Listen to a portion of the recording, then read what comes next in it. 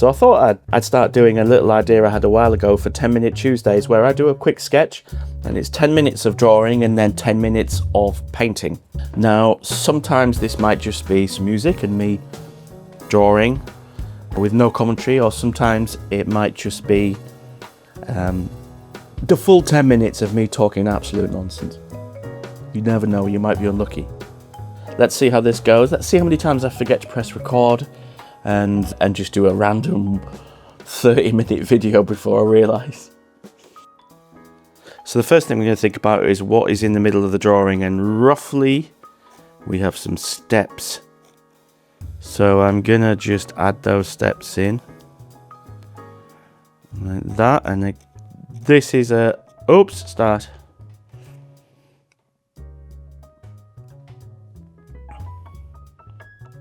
So typically with the first one, I forgot to press start with the timer because I'm in numpty. So I'm going to knock off 10 seconds for those little steps that I drew there. And we're going to put in these steps here. So I'm sketching today with this Sailor Manon Fude pen. Now I like these because you get a real mixture of thin and thick lines. Now I'm using here the bottom of the pen, the nib sort of pointing down, and it's got a bent nib to it. So if I turn it the other way, you'll get a much thicker line. But because I'm doing some sort of initial sketching here. Now I do often say this, but one of the things I love the most about doing time drawings is it stops you being too fussy. It stops you getting a bit carried away with doing too much detail. And also, it stops you getting sort of obsessed with the detail being, you know, wrong, or like here I'm just going in and I'm drawing in some of these shapes. I'm not really too bothered about them being hyper accurate.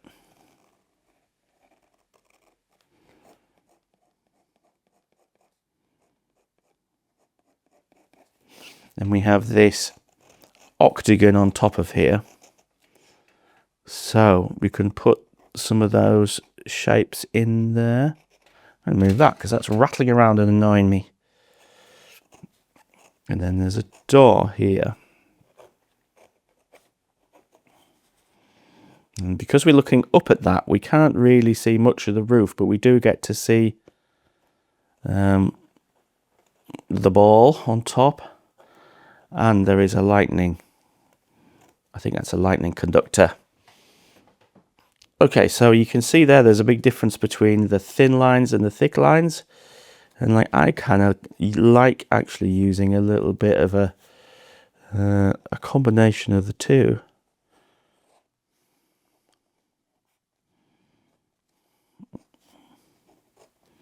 And also what you do is you can use the thin lines as guides and then sort of firm it up really with the bigger lines from the pen. There we go. Now what we do have on here is some little windows. So I might want to sketch them in. And there's another one there.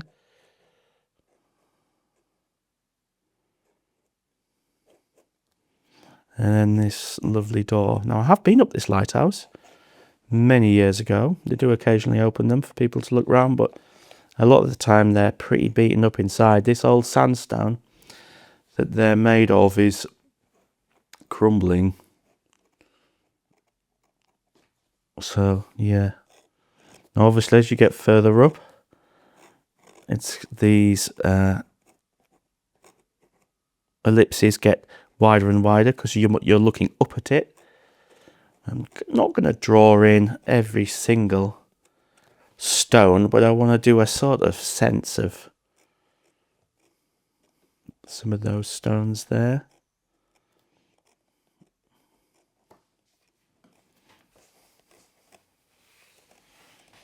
That's pretty cool. Right, so we have some stuff going on in the background here. We have the end of this pier here.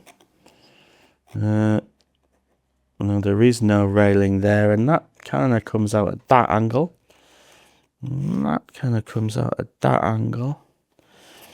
And then we have these railings. I'm very much eyeballing these, and I'm kind of making up as I go along.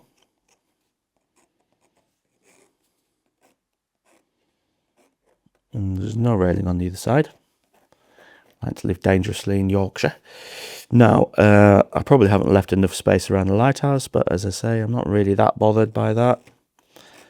Okay, so what you're going to find is these things further away are going to be close together, these paving stones, but as they come closer, they're going to get bigger and bigger. And then your perspective is kind of going towards the lighthouse here, so you can put a few of those lines in to sort of suggest some perspective. Okay, so now I'm going to go and try and sort of define some of these paving stones a little bit. I always think this is a nice bit of the sort of story, really. So I am using those lines I put in as a very rough sort of guide.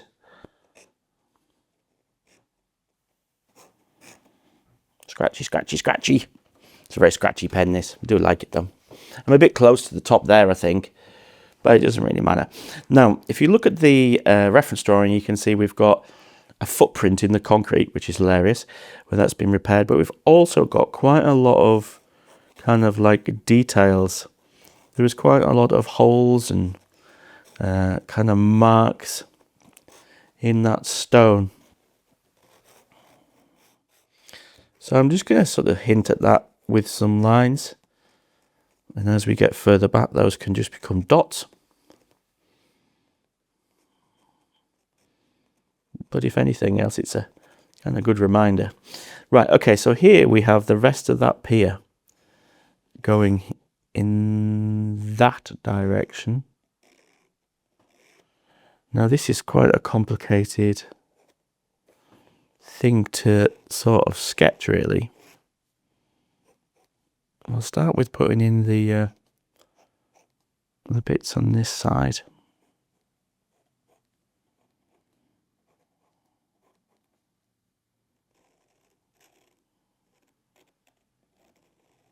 You have to be a little bit careful with this pen because, as you can hear, it's a bit spiky.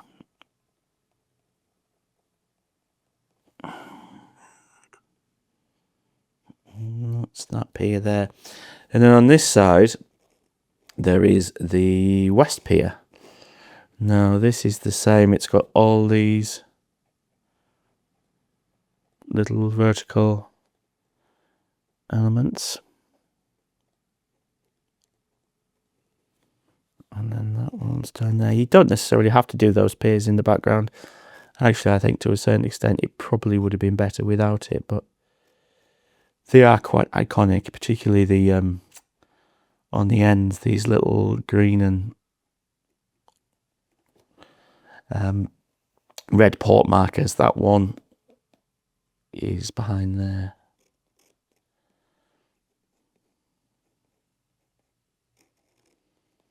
Right, so we're coming up to 2 minutes. Actually gone a lot faster than I thought. Sometimes with these, I haven't really left enough space around that. I'll be honest with you, I could probably have done with a bit more.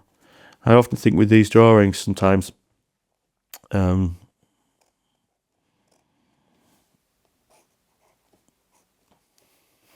yeah, sometimes you kind of run out of time a little bit quick.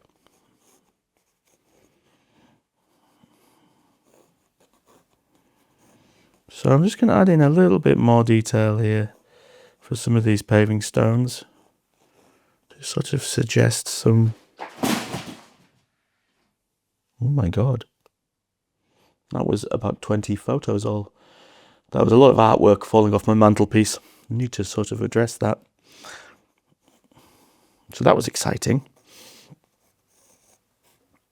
So I'm going to put in some lines here to kind of suggest lumps, if you know what I mean.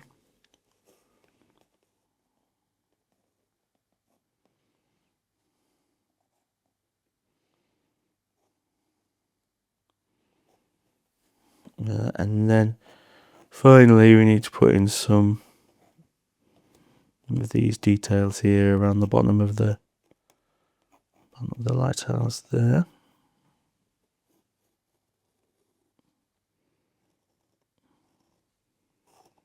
Just put a few more lines in. So there we go. 10-minute sketch. Done. So that's the drawing done. And so that's the drawing done. In some ways, that's the easy bit, because this is the more challenging part. Doing a watercolor painting like this in 10 minutes, it's actually more challenging. Now, I have to clarify that I'm not going to count hair drying in this, because I might want to put a couple of layers on this, and I don't necessarily, if I count hair drying, I'm not going to do more than one layer. So give me the liberty of that at least. Okay, should we go for it? So let's start. Oh, I forgot my water. Bobbins. So I've got my water and I've got my tissue. And I should have a mop brush somewhere. I've got my mop brush. This is a good sort of cat-jawl brush. So I've got my deep light watercolors.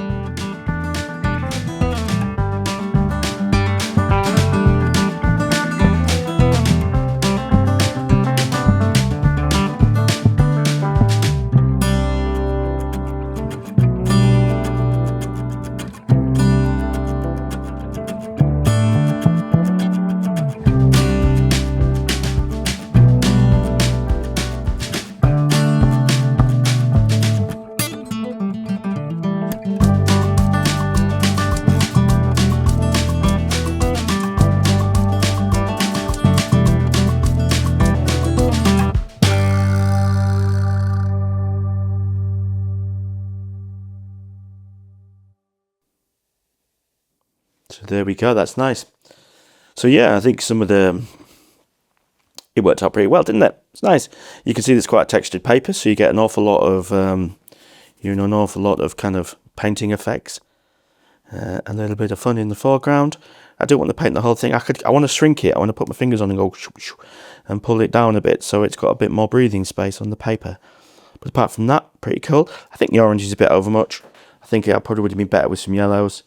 I tried to sort of kill it with a bit of the blue paint, but I mean, it's got a character. Technical, it's very technical, it's sitting on this cup. So there you go, I've used my deep light watercolours, which I need to sort out because I've got all mixed up. And I used a Fude fountain pen with a, hold on.